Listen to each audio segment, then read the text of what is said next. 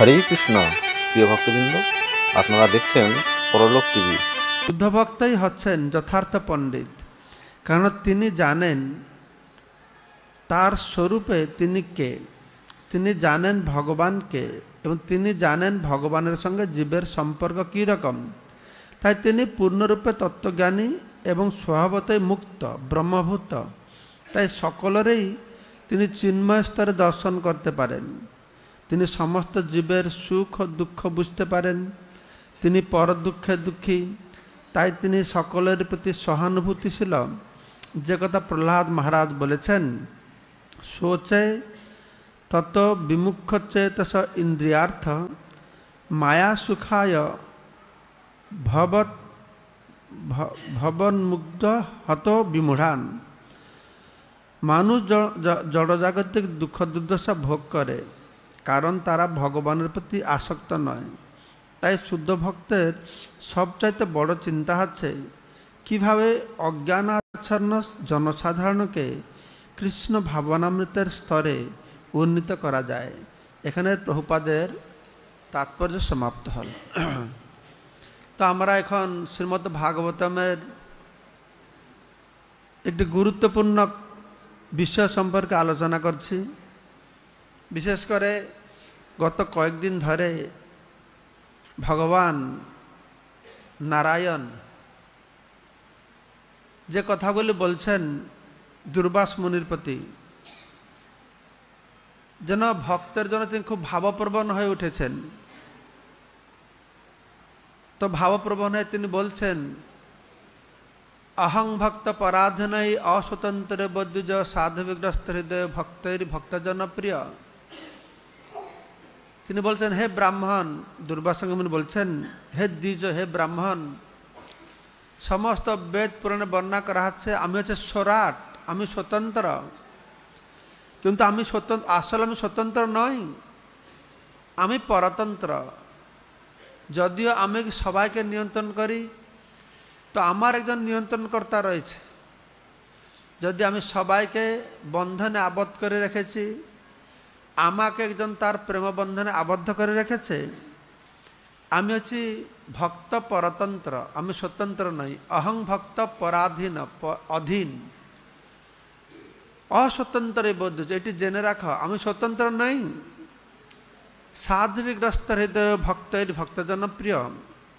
সাধুবি গ্রস্ত হৃদয়, গ্রস্ত হৃদয় মানে আমার হৃদয় নিয়ন্ত্রিত। আমার হৃদয় নিয়ন্ত্রিত কার দ্বারা? না, আমার ভক্তের দ্বারা। সাধুবি গ্রস্ত হৃদয়, সাধুদের দ্বারা। সাধু মানে কারা? না, যারা সমস্ত জড়বাসনা থেকে মুক্ত শুদ্ধ ভক্ত, তাদের দ্বারা আমার হৃদয় নিয়ন্ত্রিত। তাই ভক্তৈর ভক্তজন প্রিয়। আমার ভক্তের কথা কি? যারা আমার ভক্তের ভক্ত, তারাও আমার অত্যন্ত প্রিয়। এইভাবে ভগবান ভক্তের প্রতি তার কত আনুগত্যতা, ভক্তকে কত মহান, কত শ্রেষ্ঠ করছেন। তো ভগবান বলছেন যে আমি কি করে আমার ভক্তের আনুগত্যে না থাকি। ভক্ত যে আমার থেকে কত শ্রেষ্ঠ, ভক্তকে আমি কি করে পরিত্যাগ করি। সেজন্য কৃষ্ণ বলছেন, ন মে ভক্তা বিনাশতি, আমার ভক্তের কোনোদিন বিনাশ নেই। কেন? তো তিনি স্মরণ করে বলছেন, যে ভক্ত যে দারাগার পুত্র আপ্ত প্রাণান বিতম ইমম পরমম হিত্বামাং শরণম জাতহা। যে দ্বারা, কালকে আমরা শুনেছি পাঠে মহারাজ বলছিলেন যে দ্বারা আগার পুত্র আপ্ত প্রাণান। দ্বারা মানে স্ত্রী, আগার মানে গৃহ, পুত্র মানে সন্তান, আপ্ত মানে আত্মীয় স্বজন, এমনকি প্রাণান, প্রাণ, শুধু প্রাণ নয়, পরমম, পরম গতি, স্বর্গগতিকে পরম গতি, এমনকি মুক্তিও পর্যন্ত হিত্বা মানে পরিত্যাগ করছে। তো মানুষ কত নিঃস্বার্থপর হলে এসবকে পরিত্যাগ করতে পারে। আমার পরিত্যাগ করব কি? আমরা তো ভগবানের ছুটছি, ধনম দেহি জনম দেহি যশম দেহি। তো ভগবান যারা ধনম দেহি জনম দেহি যশম দেহি তাদের প্রতি কৃপা করবে, তাকে ধন দেবে, যশ দেবে, ধন সম্পদ দিয়ে দেবে, কিন্তু নিজেকে তার কাছে দেবে না। এ কথাটা মানুষ বুঝে না। কার জন্য ভগবানের বেশি মাথা ব্যথা হবে? যে ধনম দেহি জনম দেহি তার জন্য ভগবান বেশি মাথা ব্যথা করে না। কিন্তু ভগবান মাথা ব্যথা করে কার জন্য? না, যারা ভগবানের প্রতি অত অনুরক্ত হয়েছে তা ভগবানের জন্য। হিত্বা মাং শরণম জাতাহা, তারা শুধু ঘর বাড়ি স্ত্রী আত্মীয় স্বজন প্রাণ নয়, এমনকি মুক্তিকে পর্যন্ত তারা পরিত্যাগ করছে। তো ভগবান বলছেন যে কথম তাং ত্যক্তুম উচ্চহে, হে দুর্বাসা তুমি বলো আমি কি করে তাদেরকে ত্যাগ করতে পারি? যে ভক্তরা যেভাবে ভগবানের শরণাগত হন, যেন কর্মী জ্ঞানী যোগী কারোর দ্বারা সেই রকম হয় না। ভক্ত যেভাবে শরণাপন্ন হয়েছে, আর ভক্তের কাছে ভগবান কিভাবে, ভক্ত ভগবানের শরণাগত হওয়ার ফলে ভগবান ভক্তের কিভাবে শরণাগত হন, ভগবান ভক্তের কিভাবে অধীন হন, মানে বর্ণনার সব শেষ চূড়ান্ত কথা এই কয়েকটি শ্লোকে ভগবান বর্ণনা করছেন যে ভক্ত কত মহান, ভক্ত কত শ্রেষ্ঠ। তিনি বলছেন বশে কুর্বন্তি মাং ভক্ত্যা, সবাই আমার বশীভূত, কিন্তু আমি আমার ভক্তের অধীন, ভক্তের দ্বারা বশীভূত। বশে কুর্বন্তি মাং ভক্ত্যা, ভক্তির দ্বারা যারা আমার ভক্ত। মই নির্বন্ধ হৃদয়া, যারা তাদের হৃদয়ে খুব দৃঢ়ভাবে আমার সঙ্গে প্রতি আসক্ত আছে। নির্বন্ধ হৃদয়, সে যে মই মানে আমার প্রতি, আমার প্রতি তাদের হৃদয়ে অত দৃঢ়তার সঙ্গে তারা আসক্ত। সাধব সমদর্শী নন, তারা হচ্ছে সাধু। তো কে আসল সাধু? অনেক দান দক্ষিণা দেয় সাধু, যোগীরাও সাধু, তপস্বীরা সাধু, জ্ঞানীরা সাধু, কিন্তু ভগবান কৃষ্ণের দৃষ্টিতে কে সাধু? বলছে তারা সাধু যারা মই নির্বন্ধ হৃদয়া সাধব, তারা সাধু যারা তাদের হৃদয়ে দৃঢ়ভাবে আমার প্রতি আসক্তি লাভ করতে পেরেছে। আর আমার প্রতি আসক্তি লাভ করবার দরুন কি হয়েছে না, সমদর্শন। তারা সবাইকে সমানভাবে দেখে। যারা ভগবানের শুদ্ধ ভক্ত তারা সবাইকে আত্মারূপে দেখে। তারা সবাইকে আত্মারূপে নয়, তারা সবাইকে বৈষ্ণব রূপে দেখে। যে ভগবানের ভক্তরা তারা সর্বত্র ভগবানকে দর্শন করে। স্থাবর জঙ্গম দেখে না দেখে তার মূর্তি, সর্বত্র হয় তার ইষ্টদেব স্ফূর্তি। তারা শুধু সাধুদেরকে সাধু বলে দেখে না, সাধুদের প্রতি, অসাধুদের প্রতি, অসুরের প্রতি, কীটপতঙ্গের প্রতি সর্বত্র তারা ভগবানের আত্মাকে দর্শন করে। এইভাবে তারা কি করে না, সমদর্শী নয়। তারা সবাইকে আত্মা বলে দেখে। আর সবাই যে জড়জগতে দুঃখ পাচ্ছে, সে গরিব হোক, ধনী হোক, মূর্খ হোক, পণ্ডিত হোক, তাই সবার প্রতি তাদের করুণাভাব থাকে। যে সবাই কিভাবে ভগবত বিমুখ হওয়ার ফলে কৃষ্ণ ভুলি যেই জীব অনাদি বহির্মুখ, অতএব মায়াতারে দে সংসার আদি দুঃখ। এই সংসার দুঃখে মায়া জর্জরিত হয় কিভাবে দুঃখ পাচ্ছে, তারা পর দুঃখে দুঃখী। ভগবানের ভক্তরা পর দুঃখে দুঃখী, কিন্তু পরের কোন দুঃখটাকে তারা দুঃখ বলে মনে করে? এই কৃষ্ণ বিস্মৃতির যে দুঃখ, দুর্লভ মনুষ্য জন্ম লভিয়া সংসারে, কৃষ্ণ না ভজন দুঃখ কহিব কাহারে। এর থেকে আর কি বড় দুঃখ আছে? আমাদের জন্ম মৃত্যু জরা ব্যাধি দুঃখ দোষানুদর্শনম। ভগবান কৃষ্ণ গীতায় বলছেন জীবের দুঃখ হচ্ছে জন্ম মৃত্যু জরা ব্যাধি আর একথা কৃষ্ণ গীতায় বলছেন যে জ্ঞান মানে তোমার জীবনের আসল সমস্যা দুঃখটা কি জানা, তোমার আসল দুঃখটা তোমরা বুঝছো না, জন্ম মৃত্যু জরা ব্যাধি। এই জন্ম মৃত্যু জরা ব্যাধির হাত থেকে রক্ষা পাওয়ার জন্য কেউ চেষ্টা করছেও না। সবাই এই যে নিত্য এটা সমস্যার মধ্যে আমরা পড়ে আছি, এই নিত্য সমস্যার মধ্যে কেউ অবগত নয়, সবাই অনিত্য সমস্যার সমাধান করবার ব্যস্ত রয়েছে। কিন্তু ভগবত গীতা কৃষ্ণ বলছেন আসল জ্ঞান হচ্ছে তোমার আসল সমস্যাটি কি জানা, তোমার আসল দুঃখটা কি জানা। ভগবত গীতায় ভগবান শ্রীকৃষ্ণ শুধু দুঃখের নিবৃত্তির উপায় দিয়েছেন তা নয়, কী করে আমার দুঃখ দূর করব সেই উপায় দিয়েছেন তা নয়, কী করে আমাদের জীবনের সমস্যার সমাধান করব তার উপায় দিয়েছেন তা নয়। আমরা অত মূর্খ যে জীবনের দুঃখটাও আমরা বুঝতে পারি না। এটাও ভগবানকে আমাদের চোখে আঙ্গুল দিয়ে বলে দিতে হবে তোমার জীবনের দুঃখ হচ্ছে কি। তুমি যে অন্য সমস্ত দুঃখগুলি দুঃখ বলে মনে করে তার পিছনে ছুটছ সমাধান করবার জন্য, কিন্তু আসল দুঃখটা তুমি বুঝতেই পারছো না। তাই জ্ঞানীকে যথার্থ জ্ঞান কি, যথার্থ জ্ঞান হচ্ছে জীবনের আসল দুঃখটাকে বুঝতে পেরেছে। আর সেই দুঃখটি ভগবান নিরূপণ করেছেন, বলছেন জন্ম মৃত্যু জরা ব্যাধি দুঃখ দোষানুদর্শনম। জন্ম মৃত্যু জরা ব্যাধি এ হচ্ছে আসল দুঃখ, এ হচ্ছে আসল দুঃখ। কিন্তু আমরা যদি আরেকটু পর্যালোচনা করি, আমাদের জন্য এটা আসল দুঃখ ঠিক, কিন্তু যারা উন্নত স্তরে গিয়েছে তাদের জন্য জন্ম মৃত্যু জরা ব্যাধিটা দুঃখ নয়। গীতায় তো কৃষ্ণ বলছেন দেহিনস্মিন যথা দেহে কৌমারং যৌবনং জরা তথা দেহান্তর প্রাক্তিং ধীরস্থতরণ মুজ্জতি। একটা হচ্ছে মৃত্যু, সব থেকে ভয়ঙ্কর দুঃখদায়ক। মৃত্যুর ডেফিনেশনটা কি? মৃত্যুর ডেফিনেশন হচ্ছে তথা দেহান্তর প্রাপ্তিং। ভগবান কৃষ্ণ অর্জুনকে বোঝাচ্ছেন যে মৃত্যুর জন্য তুমি কেন শোক করছ, কেন কান্না করছ? আরে মৃত্যুর যদি কান্না করতে হয় না, শোক করতে হয় না, তাহলে মৃত্যুর দুঃখ হলো কি করে?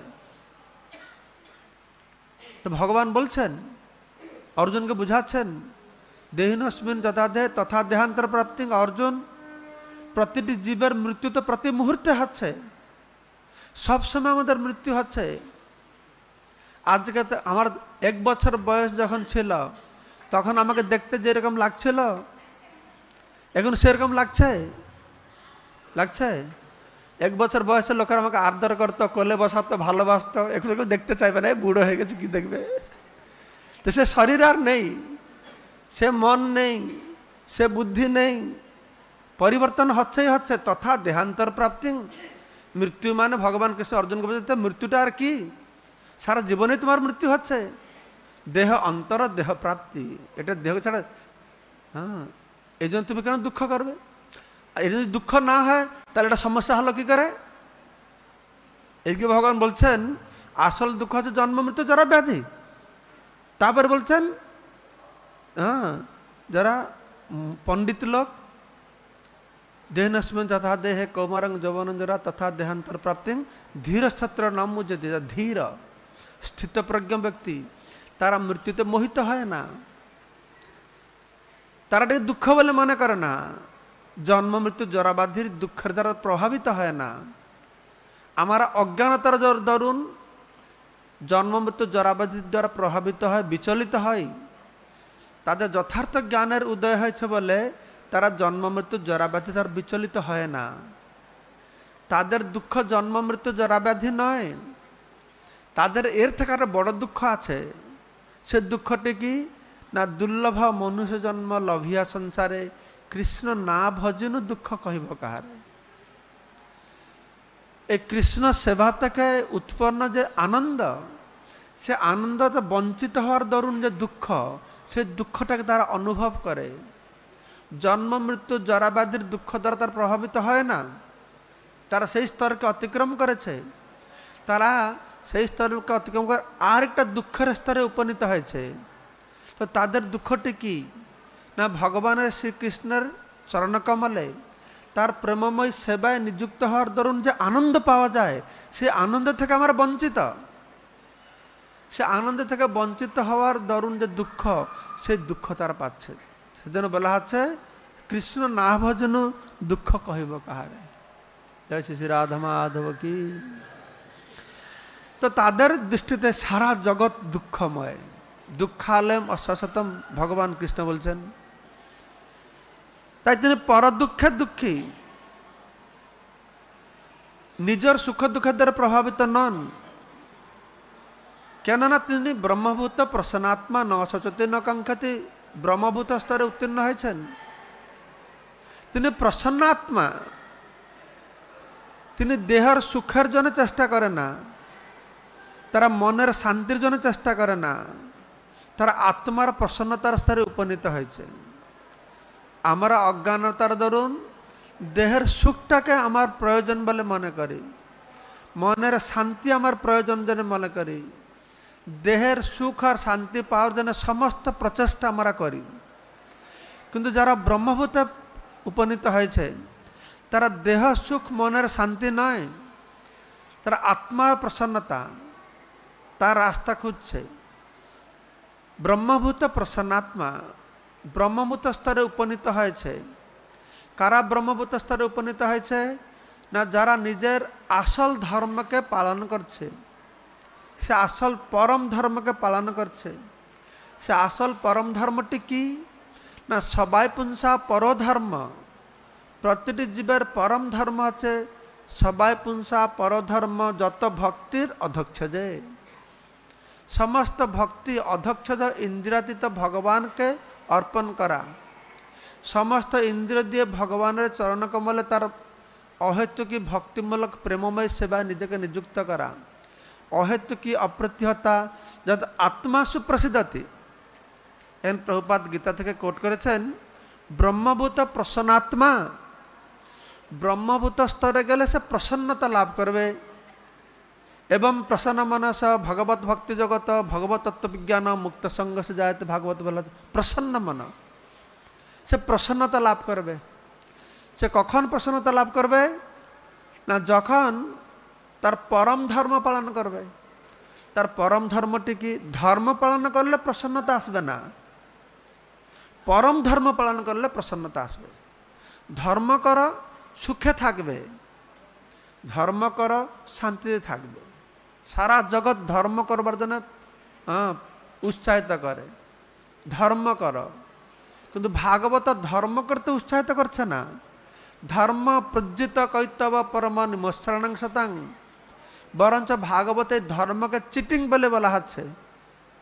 যেই ধর্মের লক্ষ্য হচ্ছে দেহের সুখ মনের শান্তি।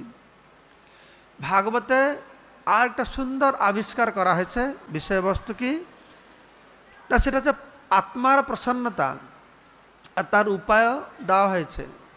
তো ব্রহ্মভূত শব্দের মানে হচ্ছে, ব্রহ্মভূত স্তরের মানে হচ্ছে যারা ভগবানের চরণকমলে অহেতুকি প্রেমময়ী ভক্তিমূলক সেবায় নিযুক্ত হওয়ার মাধ্যমে তাদের পরম ধর্মের অনুশীলন করছে, তাদেরকে বলা হচ্ছে ব্রহ্মভূত প্রসন্নাত্মা।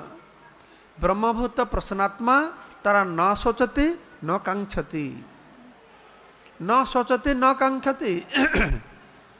তারা কিছু চায় না, তারা কিছু চায় না। আমার এটা লাগবে, আমার ওটা লাগবে, আমার এটা লাগবে, এই বাসনা তাদের নাই। ন কাঙ্ক্ষতি, আকাঙ্ক্ষা নেই, পাওয়ার আকাঙ্ক্ষা নেই। আর যেটা পেয়েছে সেটা যে হারিয়ে যাবে, ও হরে গেল গেল গেল, ন শোচতি, তারা চিন্তাও করে না। কেন? কেন ব্রহ্মভূত স্তরে ভক্তরা ন শোচতি ন কাঙ্ক্ষতি? কি প্রিন্সিপালটা আছে, সূত্রটা কি?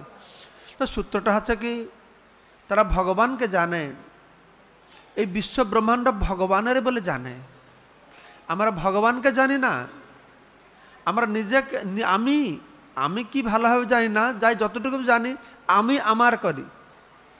কিন্তু যখন ভক্ত ভগবান আর ভগবানের মনে করে, বিশ্ব ব্রহ্মাণ্ড হচ্ছে ভগবানের, তো আমার থেকে যদি কেউ নিয়ে যাবে, কোথায় নিয়ে যাবে? ব্রহ্মাণ্ডের বাইরে তো নেবে না। আমার পকেটে থেকে গেলে তোমার পকেটে থাকবে, আমার বাড়িতে গেলে তোমার বাড়িতে থাকবে, তাই না? তার আমার কাছে কোথায় না কোথায় আছে। সে ভগবানকে আমার বলে মনে করে, সে বিশ্ব ব্রহ্মাণ্ডকে আমার বলে মনে করে। যে আমার পকেটটা আমার বলে মনে করবে, বা সেইটুকু তোমার, আর বিশ্ব ব্রহ্মাণ্ড আমার বলে মনে করবে। তাই প্রভুপাদ বলছেন, আমি একটা বাড়ি ছেড়ে আসলাম, কিন্তু আমার এখানে অত বাড়ি হয়ে গেছে, আর থাকার সময় হয় না। কত বিরাট বড় বড় বাড়ি, থাকার সময় নাই, তাই না? যে জগৎকে আমার বলে মনে করবে, জগৎ প্রেরণাম, ভক্তের লক্ষণ জগৎ প্রেরণাম। যে জগৎকে ভালোবাসবে, জগৎ তাকে ভালোবাসবে। যে জগৎকে আমার বলে মনে করবে, জগৎ তাকে তার বলে মনে করবে। যে নিজের ঘরকে মনে করবে আমার ঘর, ওই তোমার ঘরে থাকবে, সেখানে ছাড় পোকা হয়ে জন্ম লাভ করবে। যে ভগবানকে জানে বিশ্ব ব্রহ্মাণ্ড আমার ঘর, যে বাড়িতে যাবে থাকতে দেবে। দেখছে না নাই সংকীর্তন ভক্তরা ডাকছে, না না প্রভুরা আমার বাড়িতে আসুন, ঝগড়া লাগাচ্ছে যে কার বাড়িতে যাবে, ভক্তরা ডাকছে, সবার বাড়িতে বাড়িতে ভক্তরা ডাকছে। হ্যাঁ, কেন? তাহলে 914 দিন তাহলে তার কি আকাঙ্ক্ষা থাকবে, তার কি পাওয়ার আকাঙ্ক্ষা থাকবে? তার পয়সা কি লাগবে? পয়সা তো দরকার হবে না, তার তো পয়সা খরচ করার সময় থাকবে না। যে ভক্তরা বাজারে যাবে, তার সঙ্গে অত ভক্ত যাবে, পকেট থেকে পয়সা আমি কিনবো। সমস্যা শপিং করার একটা মজা থাকে। শপিং শপিং মানে কেনাকাটি করতে মজা থাকে না? দুর্গা পুজো কিনাকাটি করবে, একটা কিনাকাটি করার একটা মজা থাকে। তো আমি টাকা দিয়ে কিনবো, তখন শপিং করতে যাব, টাকা দিয়ে কিনবো, না না মহারাজ আমরা দিব, টাকাই খরচ করতে দেয় না কেন? তো সেখানে কি আকাঙ্ক্ষা থাকবে? আর সে লস করলেও কিন্তু তার চিন্তা নেই। হ্যাঁ, সে তো সারা জগতের কথা চিন্তা করছে না। তো ন সচেতি ন কাঙ্ক্ষতি সমহ সর্বেষু ভূতেষু মদভক্ত লভতে পরাং। তো তারা এই পরাভক্তিকে লাভ করতে পারে। তো সেই রকম যারা পরাভক্তি লাভ করছে, তো ভগবান বলছেন আমি তার বশীভূত হই। আমি তার বশীভূত, কীভাবে বশীভূত হই তার দৃষ্টান্ত দিচ্ছেন। বশে কুর্বন্তি মাং ভক্ত্যা, আমার ভক্তরা আমাকে তাদের বশীভূত করে রাখে। কীরকম না সৎশ্রীয় সৎপতিং যথা। আমি এই পূর্বে এই অধ্যায়ের কোনো শ্লোকে ক্লাস দিয়েছি, মনে পড়ছে কিভাবে সতী স্ত্রী কি তার পতির প্রতি কীরকম আসক্ত থাকা উচিত, কীরকম সেবা করা উচিত, আমি বিস্তৃতভাবে বলেছিলাম। তো সেই কথাখানে ভগবান দৃষ্টান্তে বলছেন আমার ভক্ত আমাকে কিভাবে বশীভূত করে রাখে না সৎশ্রীয় সৎপতিং যথা। যেইভাবে সেবার মাধ্যমে সৎপতিকে সতী স্ত্রী বশীভূত করে রাখে। পতি পত্নীকে বশীভূত করে রাখে না পত্নী পতিকে বশীভূত করে রাখে? বর্তমানের সমাজে বড় সমস্যা, পত্নীরা পতির কথা শুনে না, আর পতিরা পত্নীদের দ্বারা বড় হয়রানি হয়। তো এইখানে প্রেমের স্বভাব ভগবান প্রকাশ করছেন। যদিও বাহ্যিকভাবে দেখা যায় যে নারীরা সবসময় পুরুষের দ্বারা নিয়ন্ত্রিত, তাই এখনই নারী স্বাধীনতা আন্দোলন চলছে, নারী স্বাধীন, নারী স্বাধীন। কিন্তু এখানে কি বলা আছে না, নারী পুরুষের দ্বারা নিয়ন্ত্রিত নয়, পুরুষ নারীর দ্বারা নিয়ন্ত্রিত। কিরকম নারী না সৎপত্নী। সৎপত্নী যারা, তাই বলা হচ্ছে সৎশ্রী সৎপতিং যথা। সৎ স্ত্রী যে হবে তারা তাদের পতিকে একদম বশীভূত করে রাখবে, আর আমার ভক্ত সেই রকম বশীভূত করে রাখে। আর এখন দামোদর মাস চলছে, সারা মাস আপনার দামোদর কথা শ্রবণ করবেন।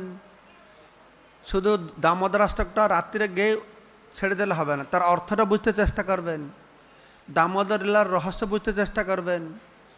দামোদর লীলাটি যেরকম খুব হাস্যরসাত্মক, আনন্দদায়ক, অত্যন্ত গভীর তত্ত্বপূর্ণ লীলা একটি, যে লীলার মাধ্যমে ভগবান শ্রীকৃষ্ণ সারা জগৎবাসীকে দেখাচ্ছেন। এখানে শুকদেব গোস্বামী পরীক্ষিত মহারাজকে বলছেন এবং সন্দর্শিতা হি অঙ্গ হরিণাং ভৃত্যবশ্যতা। হে অঙ্গ, হে রাজন, এবং এইভাবে দামবন্ধন লীলা বর্ণনা করে সুখদেব গোস্বামী পরীক্ষিত মহারাজকে বলছেন, এবং সন্দর্শিতা হি অঙ্গ, হে রাজন, হরিণাং ভৃত্যবশ্যতা, ভগবান শ্রীহরি কিভাবে তার ভৃত্যর বশীভূত, তার ভক্তের বশীভূত, সন্দর্শিতা তিনি দেখাচ্ছেন, শুধু দেখাচ্ছেন তা নয়, সম্যক রূপে দেখাচ্ছেন, তাই বলা আছে সন্দর্শিতা।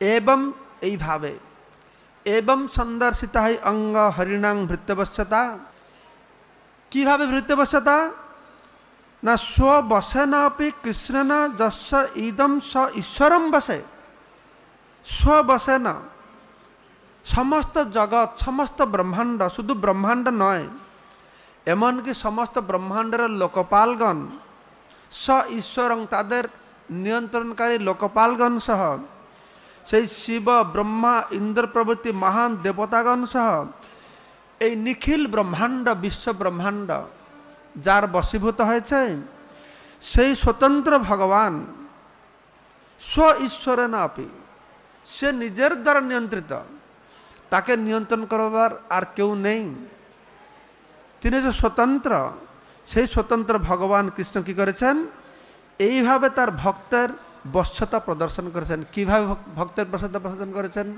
এমনকি নিজের কোমরে দড়ির বান্ধন স্বীকার করে সারা জগৎবাসীকে তিনি দেখাচ্ছেন যে কিভাবে আমি আমার ভক্তের বশীভূত হই, আমার ভক্তের আমি কিভাবে বশীভূত তিনি বলছেন, এই মুনি ঋষি যোগীরা তোমরা আমাকে উপাসনা করো, আমি হচ্ছে পরম ঈশ্বর, পরম নিয়ন্ত্রণকারী।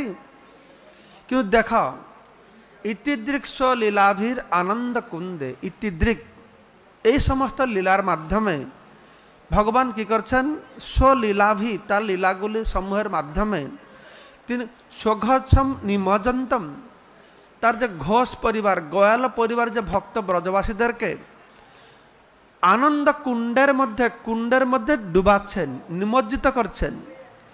ইতিদৃক্ষ লীলাভি আনন্দ কুণ্ডে, এই সমস্ত দামবন্ধন লীলামতন লীলার মাধ্যমে ভগবান শ্রীকৃষ্ণ তার সেই ব্রজবাসী ভক্তদেরকে আনন্দের কুণ্ডের মধ্যে নিমজ্জিত করছেন।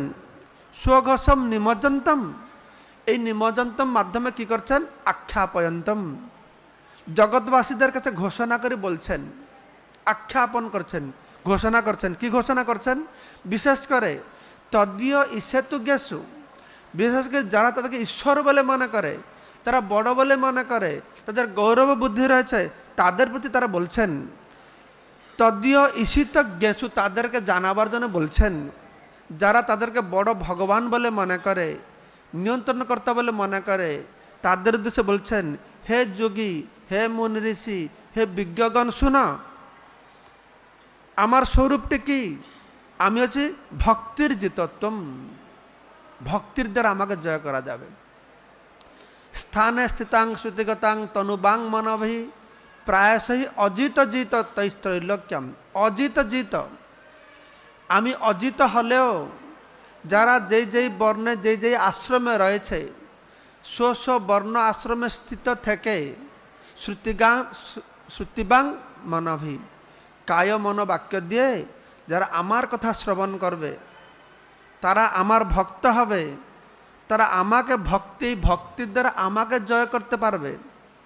এই দামবন্ধন লীলার মাধ্যমে ভগবান শ্রীকৃষ্ণ তার ভক্তবশ্যতা, তার ভক্তানুগ্রহ কাতরতাকে জগৎবাসীদের কাছে উত্থাপন করেছেন।